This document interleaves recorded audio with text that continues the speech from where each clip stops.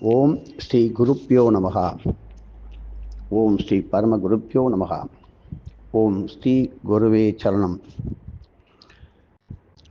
நாளை ரத சப்தமி, அதை பற்றி வாத்தியார் அருளிய சொற்பொழிவு உபன்யாசம்.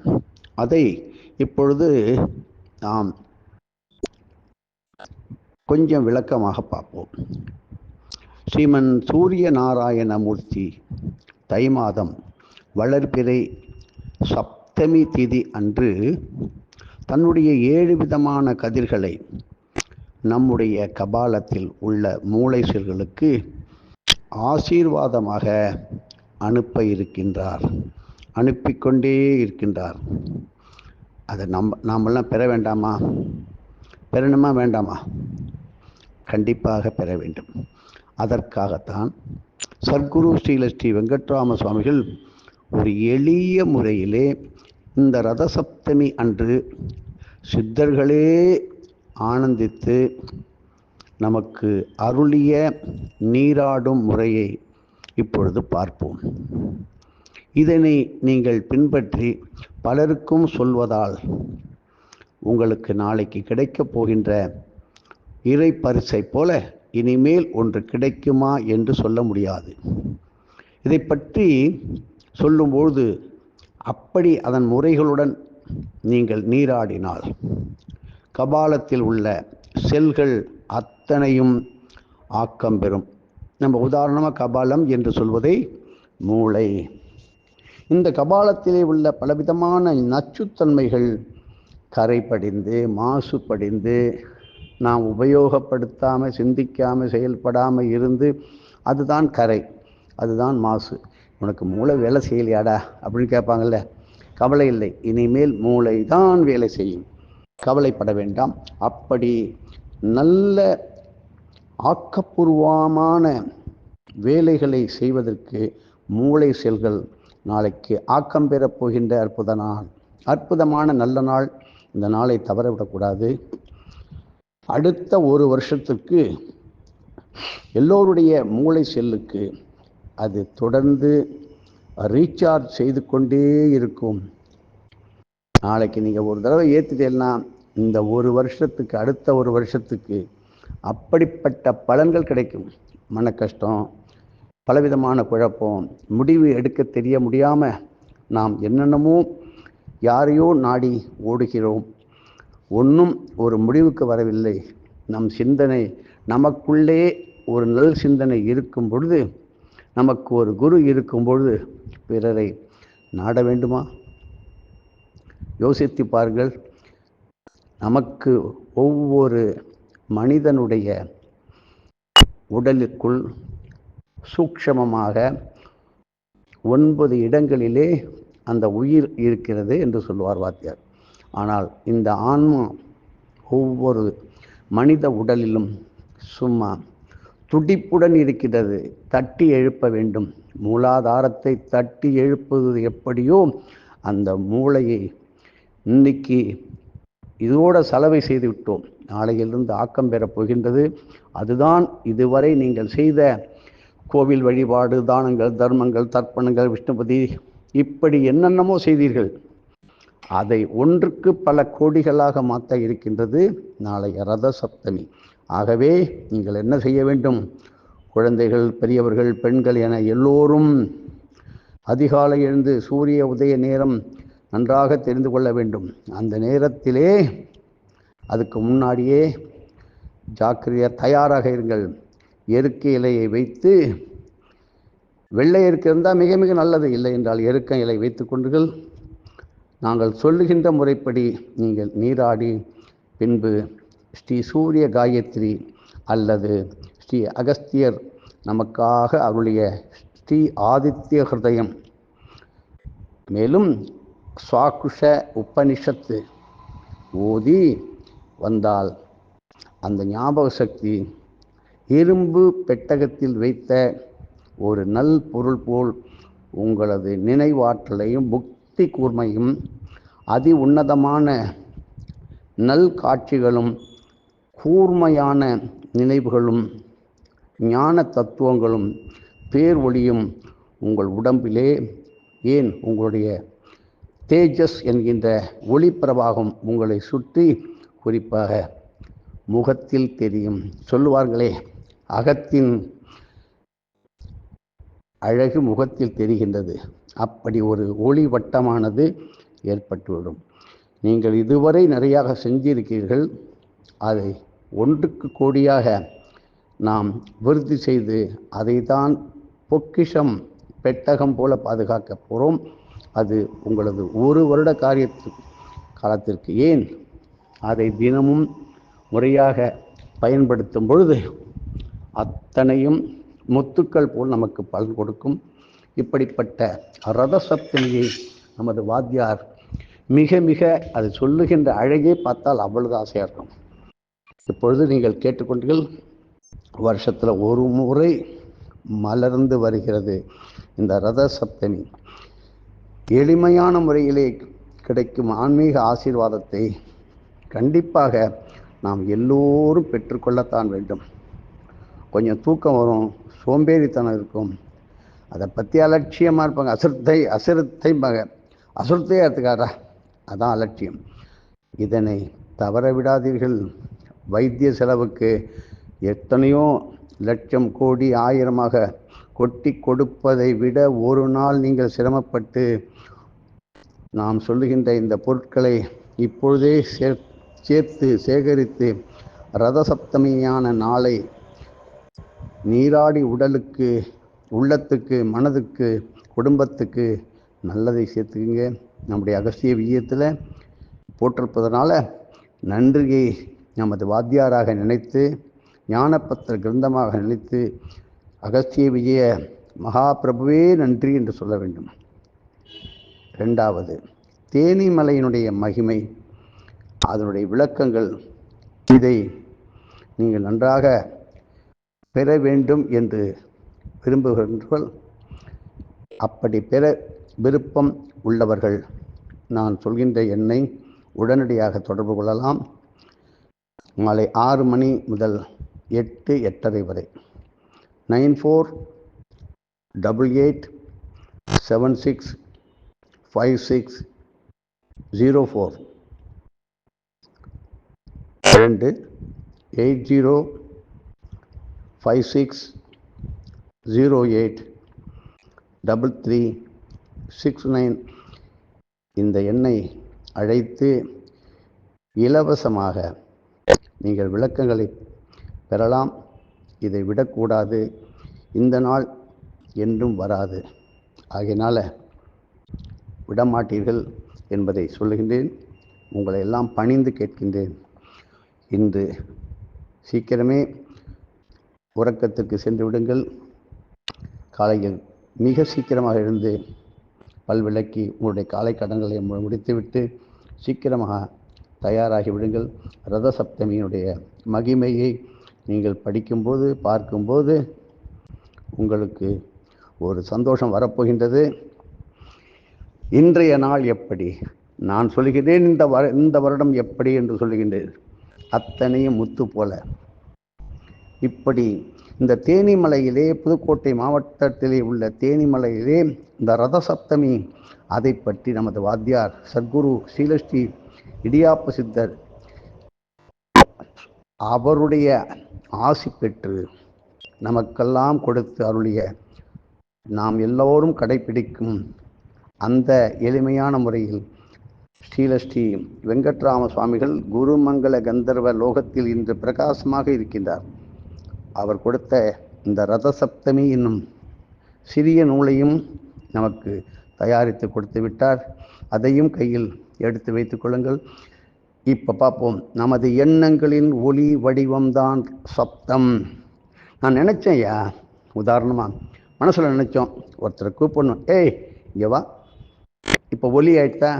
நம்ம நினச்சது என்ன? அவனை கூப்பிடணும், உங்கள் குழந்தையை கூப்பிடணும், உங்களுடைய நண்பரை கூப்பிடணும், ஏய் இங்கே வா. நமது எண்ணம் அதுதான் ஒலி வடிவம், அதுதான் சப்தம். எண்ணங்களை சுமந்து செல்லும் ரதமே இந்த மனம். பல விதமான எண்ணங்கள் இருக்குது. அதை அப்படியே தூக்கிட்டு போகிறது தான் நம்முடைய மனசு. எண்ணங்கள் சப்தஸ்வரங்களாக வெளிவரும் பலவித எண்ணங்கள் கூடும்போது வேறுவித சப்தங்களே ஏற்படும். இந்த பலவித சப்தங்களை சப்தஸ்வரங்களாக மாற்றிட எண்ணங்களை முறைப்படுத்த வேண்டும். இதுக்கு உரிய வழிபாடே ரத சப்தமி வழிபாடு. தை மாதத்திலே ஸ்ரீ சூரிய பகவான் தம் அயன பாதையை மாற்றி செல்லும் திருநாளே ரத சப்தமியாகும். தை மாதம் வளர்பிறை சப்தமி திதியே ரத சப்தமி திருநாளாக பல காலமாக யுகம் யுகமாக கொண்டாடுகின்றார்கள். இப்படி ரத சப்தமி தினத்தை நீங்கள் புதுக்கோட்டை மாவட்டம் தேனிமலையில் கொண்டாடுவது மிக மிக மிக சிறப்பாகும். தேனிமலையிலே அருணோதய நேரத்திலே, அதாவது சூரிய உதயமாகும் நேரத்தில் கிரிவலம் ஆரம்பித்து வந்து ஸ்ரீ முருகப்பெருமானை தரிசித்து மலைப்பாறைகளிலே அமர்ந்து குறித்த சில சூரிய மந்திர துதிகளை முன்பே கொடுத்திருக்கேன். நன்றாக மனமாற, தப்பு இருந்தால் கூட பரவாயில்லை, மனசு தான் வேணும்.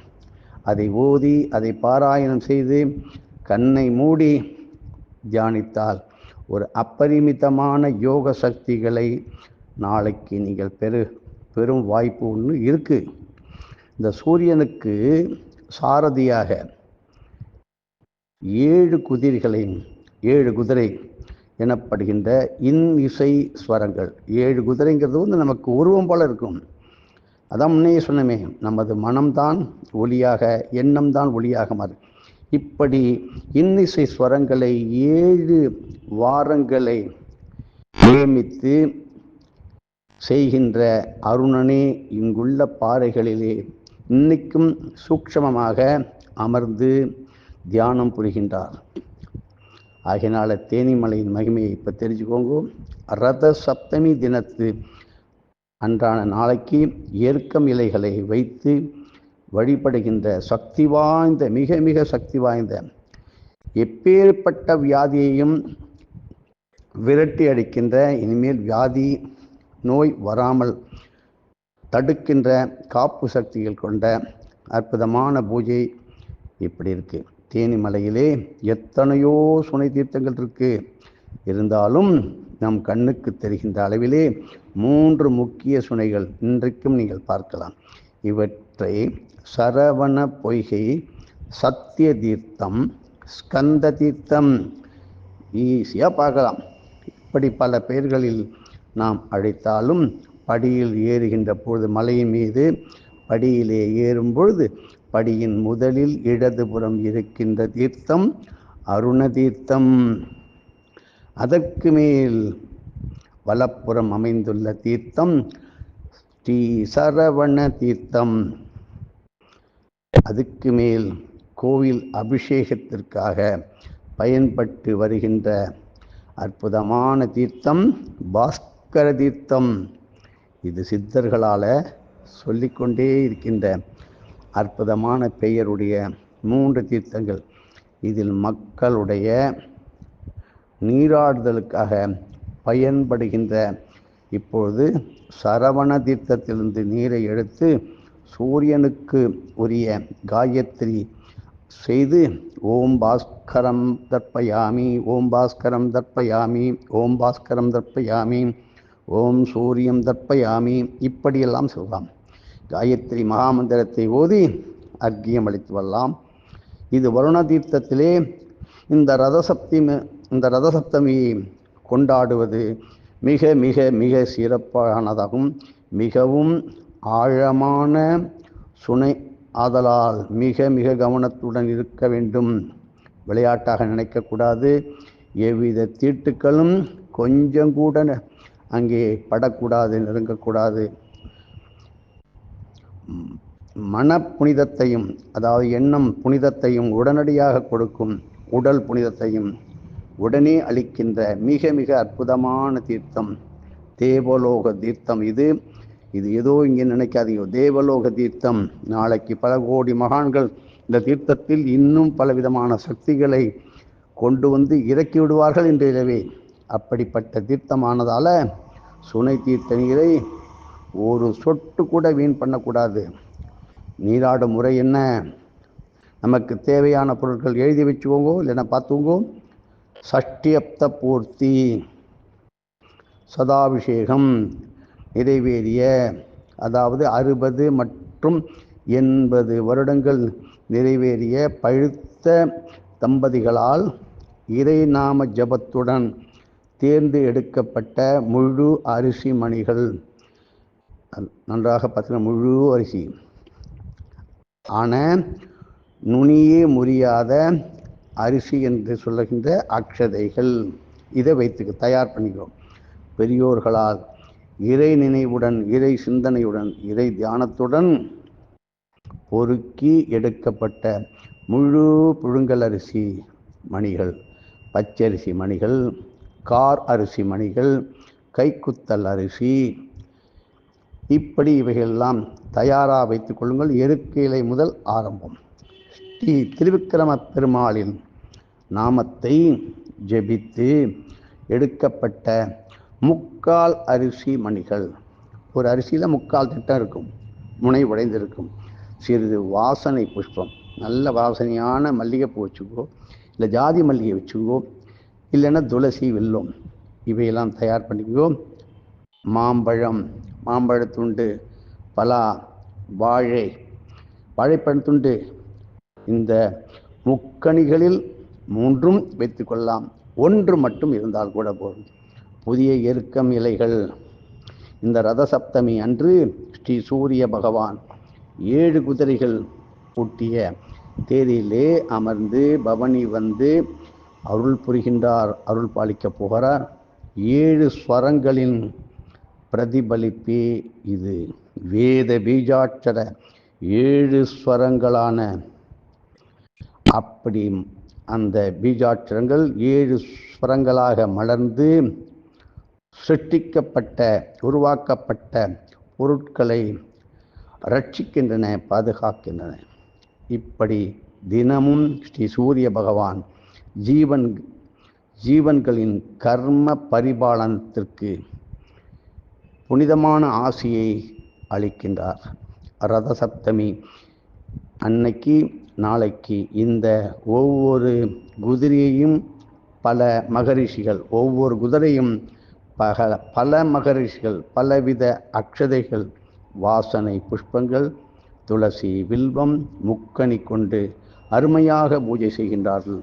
இப்படி மகரிஷிகளைப் போல சாதாரண மனிதர்களும் இந்த ரத சப்தமியை எளிய பூஜையாக கொண்டாடும் பொருட்டு அதற்கான முறையை சித்த புருஷர்களால் நமக்கு கிடைக்க பெற்றுள்ளது. அதுதான் நமது வாத்தியார் நமக்கு சொல்லிக் கொடுத்த விதம்.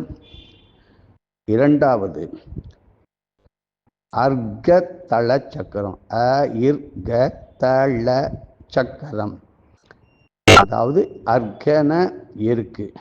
அந்த எருக்க இலையை எப்படி அடுக்குவது, அதான் வியூகம், தயாரிப்பது. இதே ஒரு தாம்பாளம் ரெடி பண்ணி வைத்துக்கோங்க, ஒரு தட்டு வச்சுக்கோ. ஒவ்வொரு இலையாக எப்படிலாம் இருக்க வேண்டும். அர்க்கதள சக்கரம் எனப்படும் இந்த முறையிலே ஸ்ரீ சூரிய பகவானின் 7 குதிரைக்கான 7 விதமான எருக்கு இலை அமைப்புகளின் வடிவ அமைப்பு ஒன்றன் மேல் ஒன்றாக 7 வடிவங்களும் அடுக்கப்பட்டு அதே நிலையில் சிரசில், தலையில் வைத்து நீராடுவதால், ஒருத்தர் தலையிலே நீங்கள் வைத்து 2 கைகளையும் பிடித்துக் கொள்ளுங்கள். உங்களது நண்பர்கள், உங்களது தாய் தந்தையர்கள் அந்த தீர்த்தத்தை, ஜலத்தை எடுத்து உங்கள் தலையிலே நிறைய ஊற்றி கைகால் படும்படி, நீர் வழியும்படி, உடல் முழுவதும் படும்படி நீராடுங்கள்.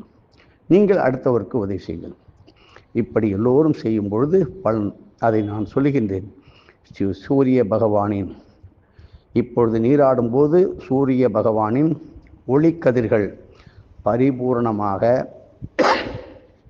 அதனுடைய சக்தி கபாலம் மூலமாக மூளையை உடனே சென்று உடனே அடைந்துவிடும். அற்புதமான ஞானம் நாளையிலிருந்து கிடைக்கும்.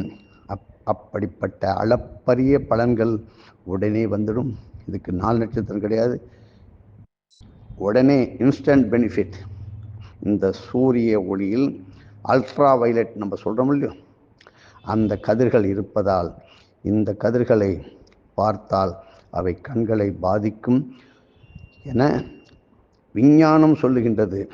ஆன்மீகமும் சூரிய யோக முறையிலே வருண பாசம் என்னும் முத்திரையில் கை வீரல்களின் மூலமாக இந்த சூரியனை தரிசித்தால் கண்களுக்கு எந்த விதமான தீங்கும் ஏற்படாது என்று உரைக்கிறது. அவர் இந்த மாதிரி அருண பாச முத்திரையின் மூலமாக சூரியனை கண்டு வணங்கினால் தீர்க்கமான கண் பார்வை ஏற்படும். இதில் எந்த விதமான ஐயமும் கிடையாது. கண் பார்வை மங்குதல், கேட்ரக்ட், மாலைக்கண்ணு, குளுக்கோமா இப்படி போன்ற கண் வியாதிகள் அறவே வராது. 5வது வருண பாச முத்திரையில், பாசாங்குழி முத்திரைன்னு சொல்கிறோம் இல்லையோ, இந்த சூரிய பகவான் மோதிர விரல் தன் புத்திரன் சனீஸ்வரன் நடுவிரல் சேர்த்து உள்ளங்கையில் உள்ள சூரிய சந்திர மேடுகளில் வியாபகத்தின் ஊடே ஆயுள் ரேகை, ஹிருதய ரேகை வழியாக உள்ளே புகுந்து கண்களுக்கு அற்புதமான வலுவூட்டம் கொடுக்கின்றது. இந்த வருண பாச முத்திரையின் பின் பல ஆன்மீக ரகசியங்கள் இருக்கு. இதுக்கு என்ன வேணும்? தக்க சர்க்குரு மூலம் சூரிய நமஸ்கார மந்திரங்கள், சூரிய பூஜை முதலியவற்றை அறியணும். அடுத்தது, எருக்கன் இலையை எப்படி அமைக்க வேண்டும்? இப்பொழுது எருக்க இலை எடுத்து விட்டீர்கள். 7 எருக்க இலை இருக்கிறது. வடக்கு நோக்கிய எருக்க இலை, அதாவது நுனியானது வடக்கு நோக்கி எருக்க நிலை வைத்துக் கொள்ளணும். அதன் மேல் 3 அக்ஷதைகள், முன்னாடி சொன்னோம் இல்லையோ, 3 அரிசி மணிகளை வையுங்கள். 2 வடக்கு நோக்கிய இலை மறுபடியும் மேலே, அதன் மேல் 4 அக்ஷதைகள். இப்போ 2 வாய்த்தா. 3வது எருக்க இலையிலே வடக்கு நோக்கிய இலை, அதன் மேல் 2 அக்ஷதைகள். முன்னாடி 3, அப்புறம் 4, இப்போது 2 அக்ஷதைகள். 4வது இலையில் கிழக்கு நோக்கிய 3 இலைகளின் மேல், 3 இலைகளை கிழக்கே வைங்கள். கிழக்கு நோக்கி இலைகள் மேல் மேற்கு நோக்கிய ஒரு இலையை வைத்து இவற்றின் மேல் 1 புழுங்கல் அரிசி,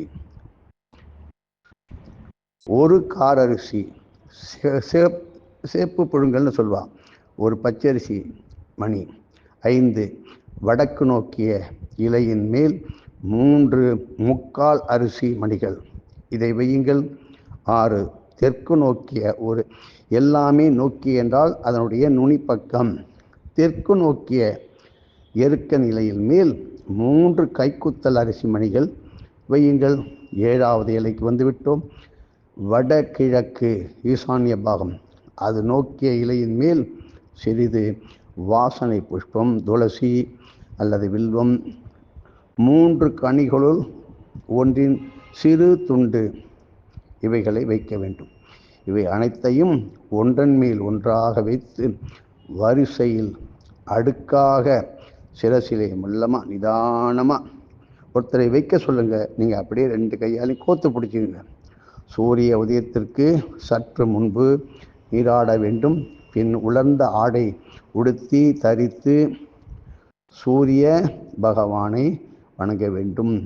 ரதசப்தமி எருக்க இலை பூஜை, அதனுடைய படத்தையும் தருகின்றோம். இப்படி வையுங்கள். இப்பொழுது 7வதாக இந்த நமஸ்கார ஸ்தோத்திரங்கள், கோளறு பதிகம், ஆதித்ய ஹிருதயம் அல்லது ஸ்ரீ சூர்யா போற்றி, ஸ்ரீ பாஸ்கரா போற்றி என்பது போன்ற எளிய இறை நாம ஜபத்துடன் சூரிய உதயத்தின் போது முடிந்த அளவு, இயன்ற அளவு நைவேத்தியம் வைத்து வணங்கி அதனை ஏழைகளுக்கு தானமாக செய்வேன். ஏழை என்றால் சோத்துக்கே இல்லாமல் இருக்கான் என்று நினைக்க வேண்டாம். இதை வாங்குகின்றவர்கள் ஏழைத்தான். நாம் எல்லோரும் இறைவனுக்கு கீழே ஏழைதான். இப்படி ரதசப்தமி அன்னைக்கான நாளைக்கு தேனிமலையை கிரிவலம் வருவதற்கு மிக மிக ஏற்றதாகும். இயன்றால் 7 முறை கிரிவலம் வாங்க அற்புதமான பலன்களை அள்ளி செல்லுங்கள். இங்கு 7 முறை கிரிவலம் வருவது மிக மிக எளிதானது. அதை காலையிலே கொடுத்துவிட்டு கடுமையான விரதமோ உணவு நியதிகளோ கிடையாது. இங்கே பயப்படவே வேண்டாம். நன்றாக நீங்கள் சாப்பிட்டுட்டு நன்றாக தாகத்துக்கு நீர் அருந்தி டீ எல்லாம் சாப்பிட்டுட்டு பொறுமையாக ஒவ்வொரு வருஷ ரத சப்தமி தினத்தன்று 7 முறை கிரிவலம் வந்தால் கிரிவல பலன்களாக பல கோடி அரிய காரிய சித்திகளை நீங்கள் பெறப்போகின்றீர்கள் என்பதை மறக்கக்கூடாது. கிரிவலம், பாத யாத்திரை போன்ற கடுமையான விரதங்களில் உண்ணா நோன்பு நியதிகள் குருவருளால் தளர்த்தப்பட்டு விட்டது. ஏன்னாக்க மனிதன் அங்கங்கள் மூலமாகவே பல பாவங்களை அந்த செயல்களை தனக்கு தெரியாமல் செய்வதால் அப்படி புரிவதால் அனைத்து அங்கங்களும் இயங்கும்படியான யோக பாவனங்கள் நிறைந்த கிரிவலம் போன்ற நடை யாத்திரை முறைகளிலே உடலுக்கு அரிய புண்ணிய சக்தி ஏற்பட்டு களைப்பு இல்லாமல் நல்முறையிலே அங்கங்கள் இயங்க உண்ணா நோன்பு விதிகள் கிரிவலத்தில் தளர்த்தப்பட்டு இருக்கின்றது நமக்காக. ஆகினால எந்த விரதத்துடனும் கிரிவலம் வந்தால் அதற்கு பலன் தனியே. விரதத்தோடு நான் செய்கின்றேன் என்று வந்தால் கண்டிப்பாக பலன் பல லட்சம் கோடி. காலில் செருப்பு இல்லாமல், ஆண்கள் மேல் சட்டை இல்லாமல், வேஷ்டியும் இடுப்பில் தொண்டும் அங்கவஸ்திரம் அணிந்தும் பஞ்சகச்சம் அணிந்தும், பெண்கள் மடிசார் முறையிலே புடவை அணிந்தும் நெற்றி முன் வகுடுகளில் குங்கும திலகமிட்டு கிரிவலம் வர வேண்டும். இப்படி கைகளை வீசி நடக்காமல் கூப்பிய கரங்களுடன் கிரிவலம் வருவது பலன்களோ கோடி கோடி. இறை துதிகளை, இறை நாமங்களை ஓதி புருஷ சுத்தம், நாராயண சுத்தம், ஸ்ரீ சுத்தம், சங்கல்ப சுத்தம், இப்படி பல சுத்தாதிகளை எல்லாம் வேத மந்திரங்களை எல்லாம் ஓதி இப்படி கிரிவலம் வந்தால் அதனுடைய பலன்களோ புண்ணியங்களோ வந்தவர்கள் நின்றவர்கள் பார்த்தவர்கள் உங்களுடைய குடும்பத்திற்கு 7 தலைமுறைகள் எங்கெங்கு இருக்கின்றார்களோ நீங்கள் செய்கின்ற புண்ணியம் அவர்களுக்கும் பகிர்ந்து கொடுப்பார்கள். இப்படிப்பட்ட சின்மய முத்திரைகளுடன் கிரிவலம். சின்முத்திரை வலது கை கட்டவர்கள் ஆள்காட்டி விரலை ஒன்றாக சேர்த்து வைத்தால் சின்முத்திரை.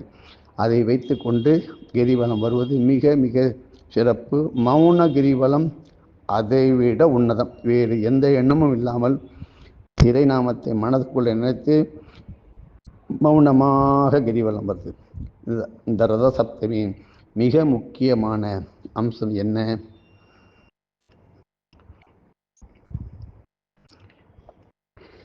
இன்றைக்கு மலை ஸ்தலங்களிலே கிரிவலம் வரும்பொழுது வாரத்தின் 7 நாட்களிலே கிரிவலம் வருதலால் கிடைக்கக்கூடிய பலாபலன்களின் ஒரு பகுதியை ஸ்ரீ சூரிய பகவானே நமக்கு பெற்று தருகின்றார். அதாவது சூரிய பகவானே திரு அண்ணாமலை, தேனிமலை, திருப்பரங்குன்றம், பழனி போன்ற இடங்களில் தினசரி கிரிவலம் வருவதால் தம்முடைய 7 நாட்களுடைய கிரிவல பலன்களை ரத சப்தமி அன்று பக்தியுடன் மலை தலங்களை கிரிவலம் வருபவருக்கு சூரிய பகவான் நாளைக்கு தருகின்றார். 7 குழந்தைகளை பெற்றோர் ரத சப்தமி தினத்தன்று தேனிமலை, திரு அண்ணாமலை கிரிவலம் வருவதால் நம்முடைய குழந்தைகள் நல்ல ஒழுக்கத்துடன் பழக்கத்துடன் வாழ்வதற்கும் நல்ல முறையிலே குடும்ப வாழ்வை பெறுவதற்கும் இது மிக மிக அற்புதமான அருளை கொட்டி கொண்டே இருக்கும் நீர் அருவி போல. 7ஆம் எண்ணில் பிறந்தோறும் பிறந்த தேதி, மாதம், வருடம் 3ஐயும் கூட்டினால் 7, 7, 16, 25 என்று வருவோரும், கேது மகா திசை வருவோரும், கேதுவையே நமக்கு திசாநாதன், புக்திநாதன், அந்தர்புக்தியாக வருவோரும், ஞானக்காரகனாக அவனுடைய காலங்களிலே இருப்பவர்களும் இந்த ரத சப்தமியை கொண்டாடுவதும் அற்புதமான நல் பலன்களை பெறுவீர்கள்.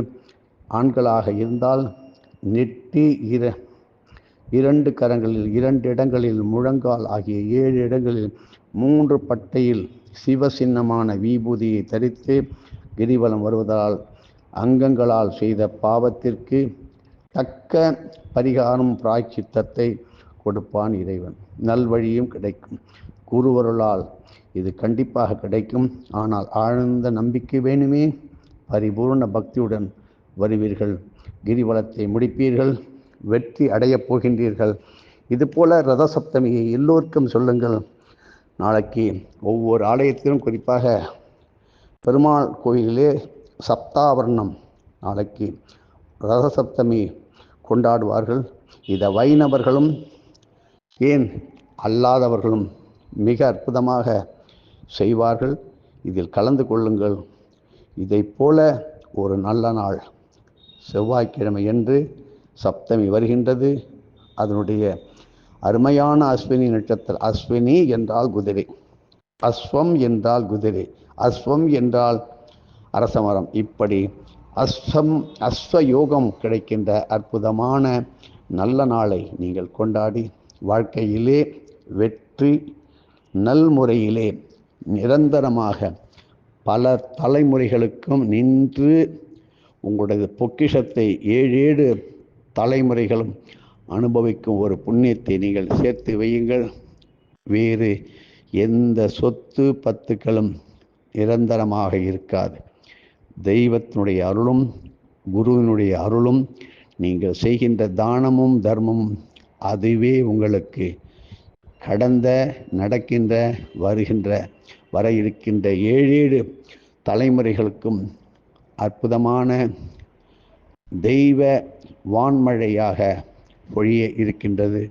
தொடர்ந்து செய்யுங்கள். எதுவும் என்னுடையதல்ல, அனைத்தும் உன்னுடையதே. அருளாளா அருணாச்சலா.